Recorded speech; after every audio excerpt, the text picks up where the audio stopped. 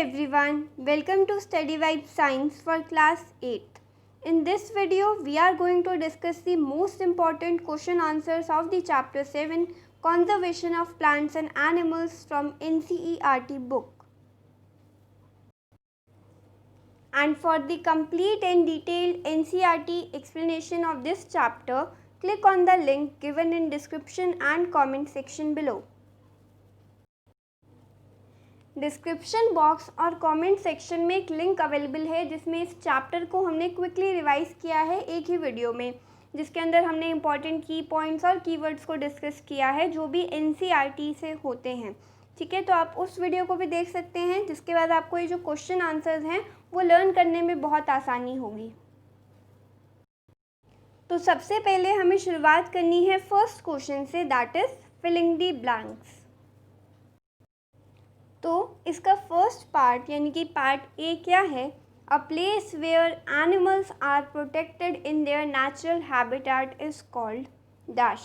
एक ऐसी जगह जहाँ पर एनिमल्स को, जितने भी जानवर होते हैं, उनको प्रोटेक्ट किया जाता है, उनको बचाया जाता है, उनकी पूरी देखभाल की जाती है, और वो भी उनके नेचुरल हैबिटेट में, यानी कि आसपास देखेंगे तो ऐसा लगेगा उन जानवरों को कि वो उसी जंगल में है जहाँ से वो आए हैं, उनका पूरा नेचुरल हैबिटेट वहाँ पे क्रिएटेड होता है।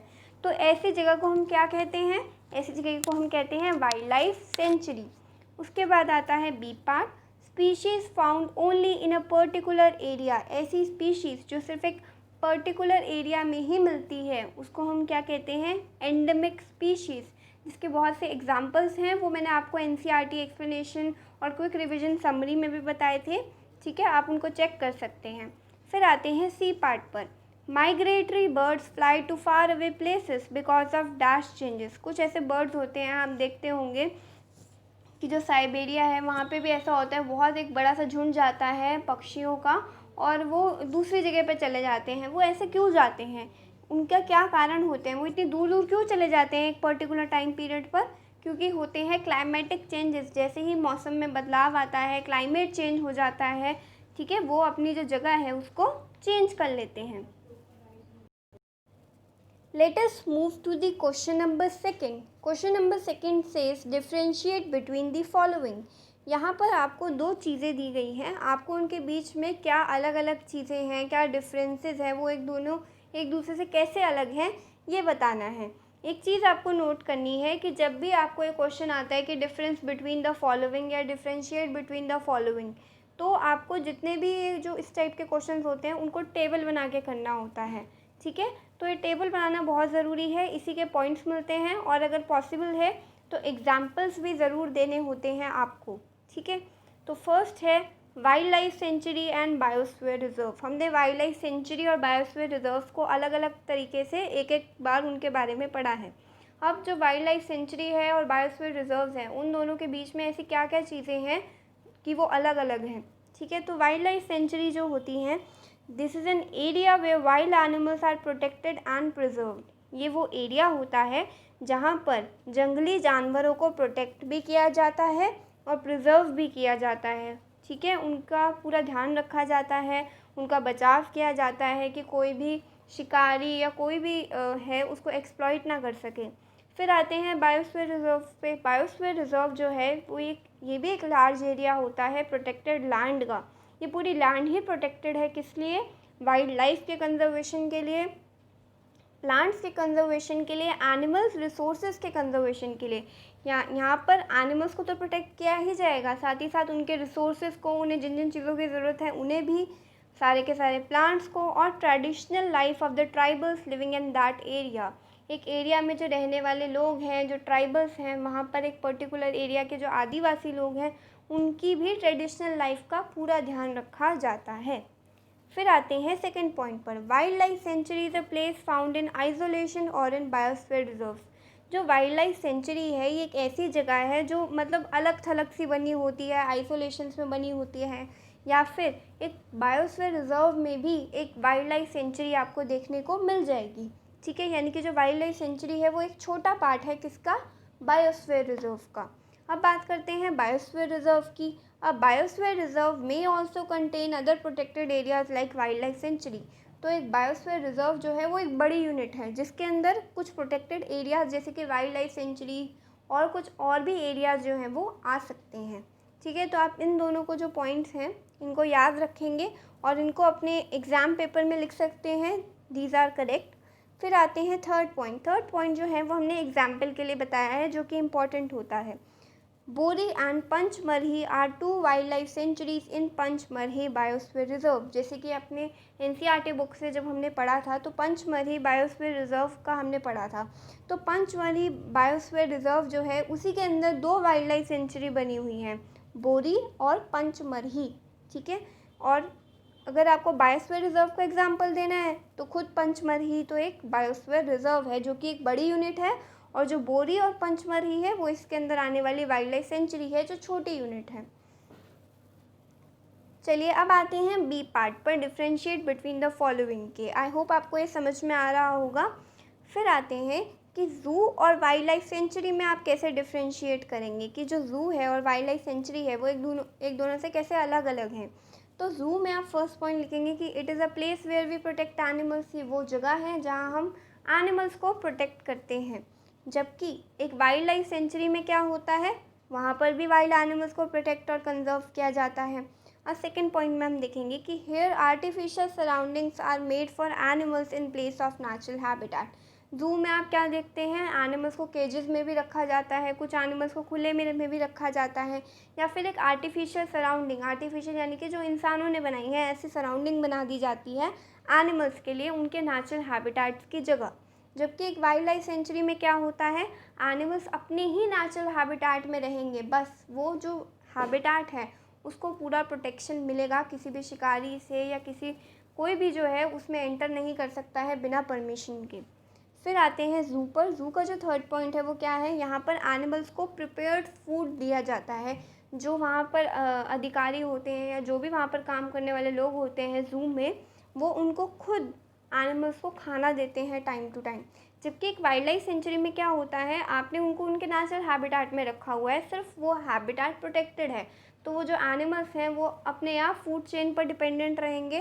ठीक है, जैसा होता है जंगलों में वैसा ही सब कुछ सेम चलता है। ठीक है, तो they get their food from forest और सेंचुरीज देमसेल्व्स। वो खुद अपना फूड अरेंज करते हैं फॉरेस्ट से या फिर सेंचुरीज में, तभी तो ये नेचुरल है। फिर आते हैं सी पार्ट पर। सी पार्ट क्या है कि अगर आपको एंडेंजर्ड स्पीशीज़ और एक्सटिंक्ट स्पीशीज़ में डिफरेंस बिटवीन करना हो तो आप कैसे करेंगे। देखिए, जो ध्यान रखने वाली बात ये है कि एंडेंजर यानी कि जो कि अभी डेंजर में हैं, जिन पर खतरा बना हुआ है, और एक्सटिंक्ट यानी कि जो ऑलरेडी विलुप्त हो चुके हैं, जो ऑलरेडी वैनिश हो चुके हैं, गायब हो चुके हैं। एंडेंजर्ड स्पीशीज का हम जो फर्स्ट पॉइंट लिखेंगे वो क्या लिखेंगे, दीज आर दो species which are facing danger of extinction. कि ये वो स्पीशीज़ हैं, वो प्रजातियां हैं जिन पर एक्सटिंक्शन का डर है, यानी कि डेंजर है, खतरा बना हुआ है कि इनकी जो अमाउंट है या जो भी इनकी पॉपुलेशन है वो बहुत ज़्यादा कम रह गई है। जबकि एक्सटिंक्ट स्पीशीज़ क्या होती हैं, ऐसी स्पीशीज़ जो कि ऑलरेडी वैनिश हो चुकी हैं अर्थ से। ठीक है, अब वो एक भी उनका कोई भी ऐसा नहीं बचा है इंडिविजुअल, और वो पूरी तरीके से गायब हो चुकी हैं।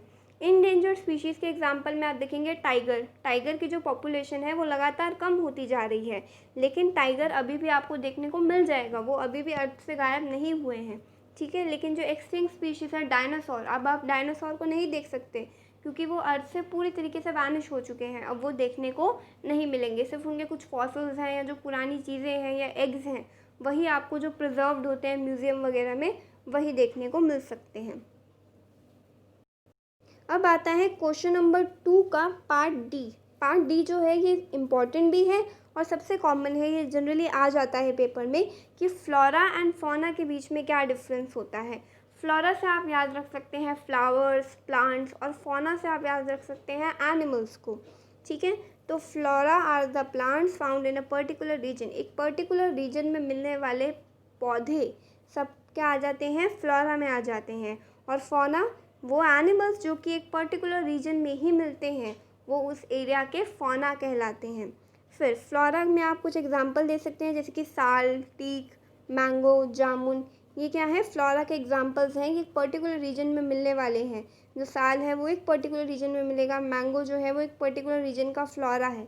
ठीक है। जबकि फौना में भी ऐसे एग्जाम्पल्स होते हैं, चिनकारा, ब्लू बुल, चीतल, लेपर्ड और वाइल्ड डॉग। ये सब क्या है, फौना के एग्जाम्पल्स हैं जिनको आपने एज इट इज़ याद रखना है। एंड याद ये रखना है कि डिफ्रेंशिएट बिटवीन वाले क्वेश्चंस में हमेशा टैब्यूलर फॉर्म में या टेबल बना के ही किया जाता है। आई होप आपको ये समझ में आया होगा। अगर आप चैनल को सब्सक्राइब कर देंगे तो ऐसी बहुत सी वीडियोज़ हैं, ऐसी बहुत सी प्रिपरेशन वीडियोज़ हैं जिनसे आप अपनी एग्ज़ाम टाइम पर क्विक रिवीजन कर सकते हैं सिर्फ इस चैनल के थ्रू। ठीक है, फिर आते हैं हम क्वेश्चन नंबर 3 पर। Question number 3 is discuss the effects of deforestation on the following. आपको डिफॉरेस्टेशन के इफ़ेक्ट्स बताने हैं कि इन चीज़ों पर, जैसे कि आपको यहाँ पे कुछ चीज़ें दी गई हैं, टोटल 6 यहाँ पर पार्ट्स हैं, उन 6 पार्ट्स पर अलग अलग करके आपको डिस्क्राइब करना है कि अगर डिफॉरेस्टेशन होता है, डिफॉरेस्टेशन यानी कि अगर हम पर्टिकुलर एरिया से जंगल को हटा देते हैं या ट्रीज़ को हटा देते हैं, फॉरेस्ट को रिमूव कर देते हैं, तो फिर क्या होगा और इन सब एरियाज़ पर क्या क्या इफ़ेक्ट पड़ने वाला है। तो सबसे पहले हम बात करते हैं वाइल्ड एनिमल्स पर। वाइल्ड एनिमल्स के साथ क्या होगा अगर हम एक पर्टिकुलर एरिया से जंगलों को हटाकर उस एरिया को किसी और पर्पस के लिए, जैसे कि कल्टीवेशन के लिए, फैक्ट्रीज या इंडस्ट्रीज़ बनाने के लिए यूज़ कर लेंगे, तो जो वहाँ पर रहने वाले वाइल्ड एनिमल्स हैं उनका क्या होगा, they won't get their natural habitat and surroundings as well as food. अब जो एनिमल्स जंगल में रहते हैं उनको अपना नेचुरल हैबिटेट वहाँ नहीं दिखेगा। वो क्या देखेंगे, यहाँ तो इंडस्ट्री सेटअप हो रही हैं, उनकी सराउंडिंग्स वहाँ पर नहीं है, उनको वहाँ से खाना नहीं मिल पाएगा। साथ ही साथ so either they will extinct और reach at the verge of extinction और they will migrate to another forest. तो वो क्या करेंगे, या तो एक्सटिंक्ट हो जाएंगे या तो वो गायब हो जाएगी वो स्पीशीज़, क्योंकि जब खाना नहीं मिलेगा तो वो अपने बॉडी के प्रोसेसेस नहीं कर पाएंगे, ठीक है ना, वो रिप्रोड्यूस कर पाएंगे। तो उनके आगे की जनरेशन भी कैसे आएगी अगर वही ज़िंदा नहीं रहेंगे तो या तो वो एक्सटिंक्ट हो जाएंगे या फिर वो क्या करेंगे, किसी अनदर फॉरेस्ट में माइग्रेट कर जाएंगे, वहाँ से उठकर दूसरी जगह चले जाएंगे। In course of their migration they might be killed by humans. और कई बार ऐसा होता है कि एक जंगल से दूसरे जंगल तक माइग्रेट करने पर कई बार ऐसा होता है उनका शिकार कर लिया जाता है या वो मर जाते हैं।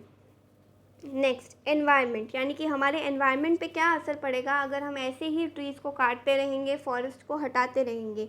तो climatic changes disturb the environment, global warming is cause due to accumulation of carbon dioxide. हमें पता है कि जो प्लांट्स हैं वो फोटोसिंथेसिस के लिए कार्बन डाइऑक्साइड का यूज़ करते हैं। अब अगर जितनी भी व्हीकल्स वगैरह चल रहे हैं, इंडस्ट्री चल रही हैं, सबसे कार्बन डाइऑक्साइड एमिट होता है और प्लांट्स उसको यूज़ कर लेते हैं। लेकिन अगर हमने फॉरेस्ट को ही हटा दिया तो क्या होगा, प्लांट्स उस कार्बन डाइऑक्साइड को यूज़ ही नहीं करेंगे, क्योंकि इतने प्लांट्स ही नहीं हैं, तो कार्बन डाइऑक्साइड को यूज़ कौन करेगा। और जब कार्बन डाइऑक्साइड को यूज़ करने वाला कोई नहीं होगा तो एक क्लाइमेट पर इफेक्ट जाएगा। क्लाइमेट में क्या होगा, कार्बन डाइऑक्साइड एक्यूमुलेट होती रहेगी एटमॉस्फेयर में और ग्लोबल वार्मिंग होगी। ग्लोबल वार्मिंग यानी कि पूरा जो वर्ल्ड है वो धीरे धीरे गर्म होता जाएगा, यहाँ का टेम्परेचर बढ़ता जाएगा, हर गर्मी जो होगी वो और ज़्यादा भयानक होगी। Because of deforestation and increase in the temperature on the earth, water cycle will get disturb, बारिश नहीं होगी ठीक से, and the reduce rainfall will cause drought. जब बारिश नहीं होगी तो क्या होगा, सूखा भी पड़ता है, ड्रॉट आ जाती है। नेक्स्ट आते हैं सी, विलेजेस या रूरल एरियाज। जो भी गांव वगैरह होते हैं, विलेजेस होते हैं, उन पर डिफॉरेस्टेशन का क्या फ़र्क पड़ेगा। Villagers can not grow crops because of no rain as drought situations will prevail. अब जब सूखा पड़ा होगा, जब बारिश ही नहीं आएगी क्योंकि कार्बन डाइऑक्साइड इतनी ज़्यादा हो गई है एटमॉस्फेयर में, इतनी ट्रीज़ वगैरह नहीं हैं, तो क्या होगा, ट्रीज़ जो हैं वो बहुत इंपॉर्टेंट रोल प्ले करती हैं वाटर साइकिल के लिए। अगर ट्रीज़ नहीं होंगी तो ये सब भी नहीं होगा, बारिश नहीं आएगी तो फसल अच्छी नहीं होगी, फसल ख़राब हो जाएगी, सूखी पड़ जाएगी फसल, पानी नहीं मिलेगा फसल को। और बहुत से जो पुअर विलेजर्स हैं, जो गरीब किसान होते हैं, वो क्या होगा, उनको खाना नहीं मिल पाएगा, वो अपना काम नहीं कर पाएंगे और वो क्या होंगे, शहर या फिर सिटीज़ में आ जाएंगे किसी और काम की तलाश में। और जो विलेजेस हैं वो क्या होंगे, कम्प्लीटली डेजर्टेड, यानी कि वहाँ पे रेगिस्तान बन जाएगा। और साथ ही साथ जो टाउन्स और सिटीज़ हैं जहाँ पर पहले ही जॉब की कमी है, एम्प्लॉयमेंट की कमी है, वहाँ पर और ज़्यादा क्राउड जो है इकट्ठा हो जाएगा लोगों का। नेक्स्ट, सिटीज़ पर क्या, हम शहरों पर क्या इफ़ेक्ट पड़ता है अगर डिफॉरेस्टेशन हो जाता है तो cities will flooded with drought affected, villagers will disturb the environment. तो ये भी होगा कि एक तो हमारे यहाँ का भी एनवायरनमेंट ख़राब होगा क्योंकि ऑब्वियसली यहाँ पर भी ट्रीज़ कम हैं तो ऑक्सीजन की सप्लाई अच्छे से फुलफ़िल नहीं हो पाएगी जो हमें ट्रीज़ से मिलती है, और साथ ही साथ एम्प्लॉयमेंट की भी कमी है और विलेजर्स भी इधर आ जाएंगे, और साथ ही साथ फूड ग्रेन्स जो है वो भी अवेलेबल नहीं हो पाएंगे इतने सारे लोगों के लिए, क्योंकि फसल ही अच्छी नहीं होगी, पानी ठीक से नहीं हुआ, क्योंकि बारिश अच्छी नहीं हुई, और इसी के कारण जो है खाने की जो चीज़ें हैं वो महंगी हो जाती हैं, सब्जियां महंगी हो जाती हैं। People will also not gate would for making furnitures and buildings, और साथ ही साथ जो ट्रीज़ हैं वो एक वुड का भी सोर्स होती हैं। ट्रीज़ के बाद जो वुड होती है उसको हम यूज़ करते हैं, और उसका भी हम यूज़ नहीं कर पाएंगे, क्योंकि हम जो फर्नीचर वगैरह बनाते हैं सब में हमें वुड का ज़रूरत होता है। नेक्स्ट आते हैं अर्थ पर। अब पूरी पृथ्वी पर क्या फ़र्क पड़ेगा अगर डिफॉरेस्टेशन हो जाता है तो deforestation is a major cause which leads to change in the soil properties, gradually the land will get converted into desert. अब हमें पता है कि जब ट्रीज़ चली जाती हैं तो क्या होता है, ट्रीज़ ने अपने जड़ों के अंदर अच्छी मिट्टी को पकड़ा हुआ होता है, top most layer of soil को पकड़ा होता है, जो कि काफ़ी फर्टाइल होती है। अब जैसे ही हम फॉरेस्ट को हटाते जाएंगे तो क्या होगा, जो टॉप मोस्ट लेयर है सॉइल की वो भी ख़राब होती जाएगी, जो सॉइल है वो भी ख़राब होती जाएगी, सॉइल की प्रॉपर्टी बदल जाएगी, और जो लैंड है वो डेजर्ट में कन्वर्ट हो जाएगा। और साथ ही साथ माउंटेन्स जो हैं, जो ग्लेशियर्स वगैरह हैं, उन पर जो भी बर्फ़ है वो भी पिघलेगी, और ज़्यादा ग्लोबल वार्मिंग होगी, and many coastal cities will be flooded causing disaster. अगर गर्मी बढ़ती है तो जो ग्लेशियर्स होते हैं, जो बड़ी बड़ी बर्फ़ के बने होते हैं, वो भी पिघलने लग जाते हैं, और उनके कारण जब वो नदियों में मिल जाते हैं तो नदियाँ जो हैं वो ओवरफ्लो हो जाती हैं और बाढ़ आने के चांसेस बढ़ जाते हैं। तो जिन लोगों ने भी अपना घर नदियों के पास बसाया होगा या सी कोस्ट के पास उनका घर होगा, वो भी तबाह हो जाएगा। फिर बात करते हैं नेक्स्ट जनरेशन की। तो आप देख सकते हैं कि जो डिफॉरेस्टेशन है, एक जो टॉपिक है डिफॉरेस्टेशन, वो कितने पार्ट्स को इफ़ेक्ट कर रहा है। डिफॉरेस्टेशन हमारी नेक्स्ट जनरेशन को, हमारी आने वाली जनरेशन को कैसे इफ़ेक्ट करेगा, उनके फ्यूचर को कैसे इफ़ेक्ट करेगा।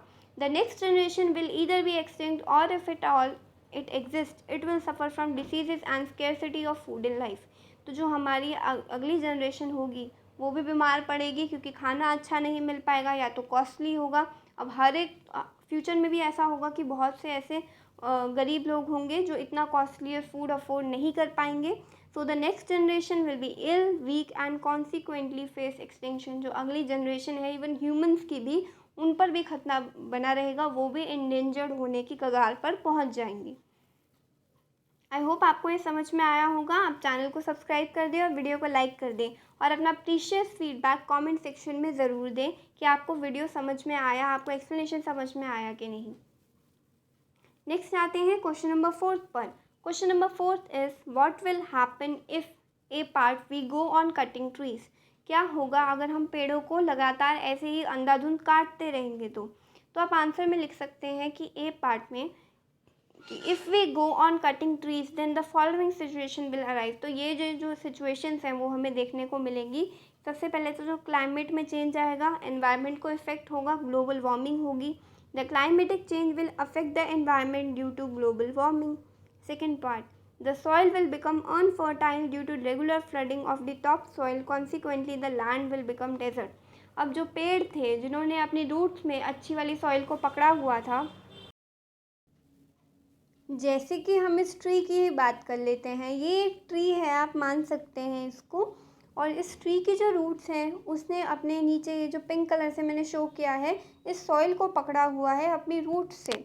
अब मान लीजिए कि यहाँ पर पानी आ जाता है या बारिश होती है तो क्या होगा, पानी आने से इस ट्रीज़ ने जो अपने रूट्स के अंदर जिस सॉइल को पकड़ा हुआ है, उस सॉइल को कुछ फ़र्क नहीं पड़ेगा, वो पानी से कहीं नहीं जाएगी। वो एकदम फर्टाइल सॉइल थी, उसके अंदर बहुत सारा ह्यूमस था जो कि बहुत फर्टाइल होता है, ठीक है, तो इससे इसको कुछ नहीं फ़र्क पड़ा। अब अगर हम इसी ट्री को हटा देंगे तो क्या होगा, ना ये ट्री होगा ना इसकी रूट्स बचेंगी। तो जितनी भी सॉइल वहाँ पर होगी, पानी उसको अपने साथ ले जाएगा दूर, और वो जो लैंड होगी उस पर से फर्टाइल सॉइल जो थी, जिसमें ह्यूमस अच्छा था, जो टॉप मोस्ट लेयर थी, वो हट जाएगी, जिसको सॉइल इरोजन भी कहा जाता है। तो जो डिफॉरेस्टेशन है ना, वो मेजर कॉज है सॉइल इरोजन का। तो अब हम नेक्स्ट आते हैं कि the soil will become unfertile due to regular flooding of the top soil, consequently the land will become desert. अब बात करते हैं बी पार्ट की। The habitat of an animal is disturbed. अब एक एनिमल के हैबिटेट को क्या फ़र्क पड़ेगा डिफॉरेस्टेशन से?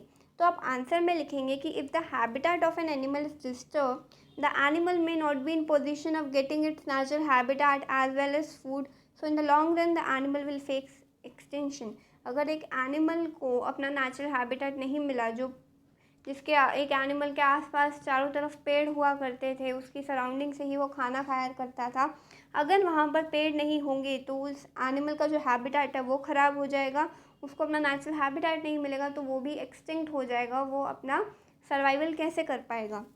नेक्स्ट बात करते हैं, अगर टॉप लेयर ऑफ सॉइल की एक्सपोज हो जाए, जैसे कि अभी मैंने आपको डायग्राम से बताया, तो इसमें भी यही आपको लिखना है कि जो रिमूवल होगा टॉप लेयर ऑफ सॉइल का, वो बाढ़ से या फिर तेज़ हवा से सॉइल की सबसे ऊपरी परत हट जाएगी, जिसे सॉइल इरोजन कहते हैं।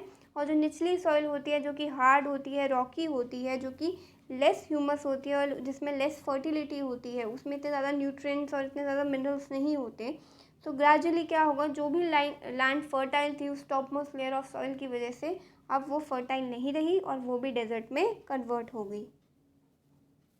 नेक्स्ट आपको ब्रीफ में आंसर देना है इन क्वेश्चंस का। जैसे कि पार्ट ए है, why should we conserve biodiversity. Biodiversity का मतलब कि अलग अलग लिविंग फॉर्म्स जो हैं, अलग अलग प्लांट्स एंड एनिमल्स हैं, उनकी वैरायटीज़ जो हैं, हमें उनकी डाइवर्सिटी को क्यों कंजर्व करना है, why should we conserve.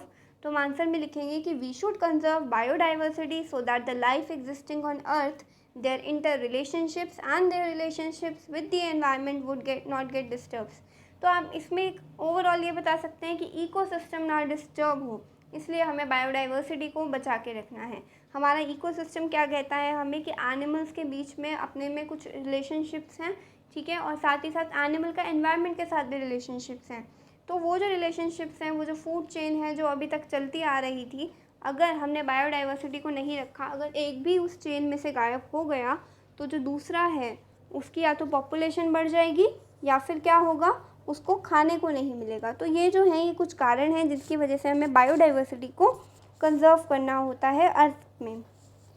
Next आते हैं बी पार्ट पर, protected forest are not completely safe for wild animals. Why, कुछ फॉरेस्ट को प्रोटेक्ट कर दिया जाता है लेकिन वो भी कम्प्लीटली सेफ नहीं है जंगली जानवरों के लिए। ऐसा क्यों? क्योंकि हर एफर्ट के बाद भी जो पोचर्स होते हैं, जो एनिमल्स का शिकार करते हैं, वो उनको उनके जो तलाश में रहते हैं कि उनको कोई एनिमल मिले तो वो उनको कैप्चर कर ले, उनको गोली मार दें। तो इस तरीके के जो एफ़र्ट्स होते हैं वो तब भी उनमें कामयाब हो जाते हैं। इसीलिए प्रोटेक्टेड फॉरेस्ट जो हैं वो भी वाइल्ड एनिमल्स के लिए कम्प्लीटली सेफ़ नहीं हैं। फिर आते हैं, some tribals depend on the jungle. How, कुछ ट्राइबल्स, कुछ आदिवासी जो समुदाय के लोग होते हैं, वो अभी भी जंगलों पर डिपेंड रहते हैं। ऐसा क्यों? क्योंकि some tribals live in the jungle, jungle provides them food, raw material for constructing their shelters and raw materials to make things to earn their livelihood. क्योंकि जो कुछ ट्राइबल्स जंगल में रहते हैं, जंगल से ही उन्हें अपना खाना मिलता है, फ्रूट्स मिलते हैं, रॉ मटेरियल मिलता है, या चाहे वो जंगल से लकड़ी को ला रहे हैं, जिस भी चीज़ को ला रहे हैं, जंगल ही जो है उनका सब कुछ है। उनका शेल्टर भी, वो अपना घर भी जंगल से मिली हुई लकड़ी से बनाते हैं, जंगल के पास से बनाते हैं, वहीं से कुछ मेडिसिन्स वगैरह निकालते हैं या रबड़ वगैरह जो भी ट्रीज से जनरेट करते हैं। अगर हमने डिफॉरेस्टेशन कर दिया, हम ट्रीज़ को किल करते रहे, तो उनकी लाइफ पर असर पड़ेगा। That is why they are fully dependent on the forest. ऐसा इसलिए कहा जाता है कि वो फुली डिपेंडेंट है फॉरेस्ट पर, क्योंकि उनका लिवलीहुड ही फॉरेस्ट के साथ है। नेक्स्ट आते हैं डी पार्ट पर, what are the causes and consequences of deforestation. क्या क्या कॉजेज़ हैं, क्या क्या कॉन्सिक्वेंसेज हैं डिफॉरेस्टेशन के लिए। तो ये जो बार बार जो क्वेश्चंस हैं, इनका मतलब एक ही है, लेकिन हमें ये देखना है कि आंसर लिखने का तरीका क्या होना चाहिए। तो जो डिफॉरेस्टेशन है वो किस किस कारण की वजह से होता है, जिसको हमने रिवीजन वीडियो में भी बताया था कि प्रोक्यूरिंग लैंड फॉर कल्टीवेशन, क्योंकि हम उस लैंड पर फसल उगाने के लिए या कुछ कल्टीवेट करने के लिए उस लैंड का यूज़ करना चाहते हैं, इसलिए हमने वहाँ से जंगलों को हटा दिया। या फिर हमने घर और फैक्ट्रीज या इंडस्ट्री सेटअप करने के लिए वहाँ से जंगलों को हटा दिया, या फिर फर्नीचर और उस वुड को एज अ फ्यूल यूज़ करने के लिए हमने वहाँ से जंगलों को हटा दिया। तो ये जो कुछ कारण हैं, ये हैं कॉजेज़ ऑफ डिफॉरेस्टेशन। साथ ही साथ फोर्थ कॉज क्या हो सकता है डिफॉरेस्टेशन का, कि कुछ नेचुरल कॉजेज़ भी होते हैं डिफॉरेस्टेशन के, कि जंगल बर्बाद हो जाते हैं। जैसे कि अभी अमेज़ॉन के जो जंगल थे उनमें आग लगी थी, तो वहाँ पर फॉरेस्ट में एकदम जो फायर हुई थी, जो आग लगी थी, उससे काफ़ी ज़्यादा जो फॉरेस्ट है, जो बायोडाइवर्सिटी है, वो तबाह हो गई थी और जंगल में सूखा भी पड़ गया था। अब डिफॉरेस्टेशन के क्या क्या कॉन्सिक्वेंसेस हैं। अब जो डिफॉरेस्टेशन के कॉन्सिक्वेंसेस हैं, यानी कि अगर आपने जंगलों की कटाई कर दी तो उसके बाद क्या क्या सहना पड़ेगा। तो ग्लोबल वार्मिंग है which will disturb the water cycle and reduces rainfall. Ultimately drought आ जाएगी, सूखा पड़ जाएगा। साथ ही साथ सॉइल इरोजन है और लैंड का डेजर्टिफिकेशन है कि वहाँ पे जो भी सॉइल थी, जो top most layer of soil थी, वो ट्रीज़ की वजह से नहीं बच पाई और अब क्या हुआ, लैंड का डेजर्टिफिकेशन हो गया। वो पूरी लैंड एक रेगिस्तान में कन्वर्ट हो गई। और स्नो का मेल्ट होना पोल से, यानी कि जो हमारे साउथ पोल्स हैं या नॉर्थ पोल्स हैं, जहाँ पर बहुत ज़्यादा बर्फ़ रहती है, वहाँ पर भी क्या होगा, ग्लेशियर्स पिघल जाएंगे और जितने भी समुद्र होंगे उनमें पानी बढ़ जाएगा। और जो ओशंस हैं वो क्या करेंगे, अपनी चपेट में आसपास के जो कोस्टल एरियाज़ हैं उनको भी ले लेंगे और जो सीज एंड ओशंस हैं उनमें बाढ़ आ जाएगी। ठीक है, अब आते हैं हम नेक्स्ट क्वेश्चन पर। What is red data book. Red data book क्या होती है। तो जो रेड डेटा बुक है वो एक ऐसी बुक है जिसमें सारा रिकॉर्ड रहता है कि कौन कौन से एनिमल्स जो हैं वो इंडेंजर्ड हैं, यानी कि किन किन एनिमल्स की जो पॉपुलेशन है वो लगातार कम होती जा रही है, उनकी स्पीशीज़ को खतरा है, और कौन कौन से ऐसे प्लांट्स हैं। तो ये सारा रेड डेटा बुक में हम लिखा करते हैं। Next, what do you understand by the term migration. आप माइग्रेशन से क्या समझते हैं। तो माइग्रेशन जो होता है वो क्या होता है, एक ऐसा फिनोमिनन है जो नेचुरल फिनोमिनन है जिसके अंदर एक स्पीशीज़ जो है वो अपने खुद के हैबिटेट को, अपने खुद के घर को छोड़कर किसी और हैबिटेट में, जहाँ उसको रहने की आदत नहीं है, लेकिन वहाँ चली जाती है एक पर्टिकुलर टाइम पीरियड के दौरान, वो भी हर साल, क्योंकि क्लाइमेटिक चेंज होता है या फिर ब्रीडिंग के पर्पज़ से वो वहाँ पर जाते हैं, या फिर किसी और एनिमल से मेटिंग के लिए या फिर ब्रीडिंग के पर्पसेस के लिए माइग्रेशन होता है। जनरली बर्ड्स में माइग्रेशन देखा जाता है। नेक्स्ट आते हैं क्वेश्चन नंबर 6 पर। In order to meet the ever increasing demand on in factories and for shelter, trees are being continuously cut. अब देखो, जितनी भी फैक्ट्रीज हैं, शेल्टर हैं, ट्रीज, उन सब के लिए, फैक्ट्रीज और शेल्टर के लिए ट्रीज़ को लगातार काटा जा रहा है। क्या ऐसा सही है कि हम ट्रीज़ को ऐसे लगातार कॉन्टीन्यूसली कट करते रहें सिर्फ अपने फ़ायदे के लिए। तो आपको इस पर एक रिपोर्ट बतानी है। तो ऑफ कोर्स अगर एवर इंक्रीजिंग जो डिमांड है फैक्ट्रीज़ की, शेल्टर की, ये तो बढ़ती ही जा रही है क्योंकि पॉपुलेशन बढ़ रही है। ह्यूमन पॉपुलेशन बढ़ेगी तो ह्यूमंस को रिसोर्सेज भी चाहिए, रिसोर्सेज के लिए हमें फैक्ट्री सेटअप करनी पड़ी, उनको घर भी चाहिए रहने के लिए, जिसके लिए हम फॉरेस्ट के लैंड एरिया को खाली कर रहे हैं और वहाँ पर लोग अपना घर बसा रहे हैं। तो ये जो है ये बिल्कुल भी जस्टिफाइड नहीं है, ऐसा नहीं होना चाहिए। अगर हम ऐसा कर भी रहे हैं, अगर हम एक ट्री को काट भी रहे हैं, तो हमें उसकी जगह एटलीस्ट 5 ट्रीज़ कहीं किसी और जगह ज़रूर लगाने चाहिए, ताकि जो रीफॉरेस्टेशन का प्रोसेस है, यानी कि फॉरेस्ट को दोबारा रिस्टोर करने का प्रोसेस है, वो कॉन्टीन्यूअस रह सके। But if trees are cut blindly and no trees are planted in the earth में फेस ग्लोबल वार्मिंग। लेकिन अगर हम ट्रीज़ को ऐसे ही अंधाधुंध काटते रहे, ऐसे रेकलेस कटिंग होता रहा ट्रीज़ का, और ट्रीज़ को प्लांट भी नहीं किया गया, तो अर्थ जो है वो ग्लोबल वार्मिंग को फेस करेगी, जो कि अभी भी कर रही है। रेनफॉल नहीं होगा, क्लाइमेट में चेंज हो जाएगा, सॉइल इरोजन और डेजर्टिफिकेशन, जिनको हमने बहुत अच्छे से डिटेल में बार बार डिस्कस किया है, ये सारे जो हैं हमें देखने को मिलेंगे। तो जो ट्रीज़ की कटिंग है वो बिल्कुल भी जस्टिफाइड नहीं है। How can you contribute to the maintenance of green belt of your locality, make a list of actions taking by you. आप अपने घर के आसपास अपनी लोकेलिटी में अगर ग्रीन बेल्ट को, अपनी ट्रीज़ को, ग्रीन बेल्ट यानी कि जितने भी हमारे पेड़ पौधे हैं उनको प्रोटेक्ट करने के लिए आप क्या कर सकते हैं। तो आप ऐसा लिख सकते हैं, जनरली एग्ज़ाम में नहीं आता है क्वेश्चन, लेकिन आप क्या लिखेंगे कि आप एक कैंपेन शुरू कर सकते हैं ट्रीज़ के मेंटेनेंस के लिए, ग्रीन बेल्ट के लिए, अपने फ्रेंड्स के साथ, अपने फैमिली मेम्बर्स के साथ, अपने नेबर्स के साथ, जिसमें आप क्या कहेंगे, लोगों को ट्रीज़ की इम्पोर्टेंस की तरफ अवेयर करेंगे। आपने तो पढ़ा है कि ट्रीज़ हमारे लिए कितनी ज़रूरी है, दूसरे लोगों को भी इसके लिए अवेयर करेंगे। ठीक है, every member of each family should plant at least 1 tree in the monsoon month and take care of them. हर एक फैमिली का एक मेंबर जो है वो एक ट्री जो है उसको लगाएगा और फिर उसका पूरा ध्यान रखेगा, उस पौधे को लगाएगा या उसकी वाटरिंग का ध्यान रखेगा। तो ये सारी जो चीज़ें हैं वो की जा सकती हैं, ताकि जो डिफॉरेस्टेशन का प्रोसेस है वो हर जगह इंडिविजुअल लेवल पर हो सके। समर के दौरान सभी प्लांट्स को वाटरिंग अश्योर करना, ये सारे जो कारण हैं, ये एक अच्छी ग्रीन वेल्थ लोकेलिटी क्रिएट कर सकता है। फिर आता है question number 8, explain how deforestation leads to reduce rainfall. अब ये बताइए कि डिफॉरेस्टेशन से, जंगलों को काटने से रेनफॉल में क्यों कमी आ जाती है, बारिश में क्यों कमी आ जाती है। क्या पेड़ों का बारिश से कुछ लेना देना है? तो येस, लेना देना है। Deforestation leads to accumulation of CO2 in the atmosphere. जैसे जैसे हम पेड़ों को काटते जाएंगे तो जो CO2 को एटमॉस्फेयर से प्लांट्स यूज़ कर रहे थे फोटोसिंथेसिस के लिए, अब प्लांट्स ही नहीं है तो फोटोसिंथेसिस कौन करेगा। वो CO2 एटमॉस्फेयर में इकट्ठी होती जा रही है और वो CO2 क्या करेगी, एटमॉस्फेयर में कितनी मोटी लेयर बना लेगी कि एटमॉस्फेयर से जो हमारे जितनी भी सन रेज आती हैं और पृथ्वी पर टकराती हैं और वो वापस जाने की कोशिश करेंगी एटमॉस्फेयर में, वो नहीं जा पाएंगी और अर्थ पर ही रहकर वो अर्थ को गर्म करती रहेंगी, अर्थ को ही सेकती रहेंगी और बहुत सारी जो हीट रेज हैं वो अर्थ पर ही रह जाएंगी और इससे टेम्परेचर अर्थ का बढ़ जाएगा, वाटर साइकिल डिस्टर्ब होगी, रेनफॉल नहीं होगा और उस पर्टिकुलर रीजन में ड्रॉट जो है वो ज़रूर आएगी। Why should paper be save? Prepare a list of which by which you can save paper. हमें पता है कि कागज़ को सेव करना कितना ज़रूरी है, क्योंकि जो पेपर है वो एक बहुत इंपॉर्टेंट प्रोडक्ट है जो हमें ट्रीज से मिलता है। तो हमें पेपर को मैन्युफैक्चर करने के लिए भी ट्रीज़ की ज़रूरत होती है और काफ़ी ज़्यादा वाटर भी लगता है।